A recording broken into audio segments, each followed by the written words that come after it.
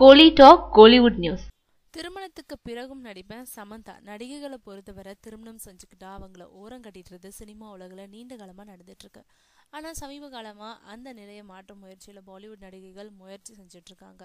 அந்த வகையில ஐஸ்வர்யா ராய், வித்யா பாலன் உள்ளிட்ட சில நடிகைகள் திருமணத்துக்கு பிறகும் கதாநாயகிகளாகவே நடிச்சிட்டு இருக்காங்க. இந்த நிலையில சில ஆண்டுகளுக்கு முன்னாடி டைரக்டர் ஏஎல் விஜய் திருமணம் செஞ்சுக்கிட்டு பின்னாடி விவாகரத்து மனு தாக்கல் செஞ்சிருக்கும் நடிகை அமலா பாலும் இப்போ மீண்டும் கதாநாயகியா சில படங்கள்ல நடிச்சிட்டு இருக்காங்க.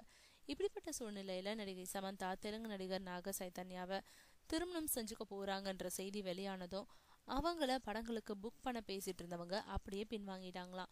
இதை பத்தி சமந்தா சொல்லும்பொழுது, நடிகைகளை திருமணத்துக்கு பிறகு சினிமாவை விட்டு வெளியேற்றிடுறது நீண்ட காலமா நடந்துட்டு இருக்கு. அதுல ஒரு சிலர் மட்டும் தப்பிச்சிட்டு இருக்காங்க. அந்த வகையில நானும் திருமணத்துக்கு பிறகு தொடர்ந்து நடிப்பேன். நடிகைகள் நடிக்கிறதுக்கு திருமணம் ஒரு தடையா இருக்க கூடாது, தொடர்ந்து வாய்ப்பு கொடுக்கணும்ன்றது என்னோட கருத்துன்னு சொல்லியிருக்காங்க சமந்தா.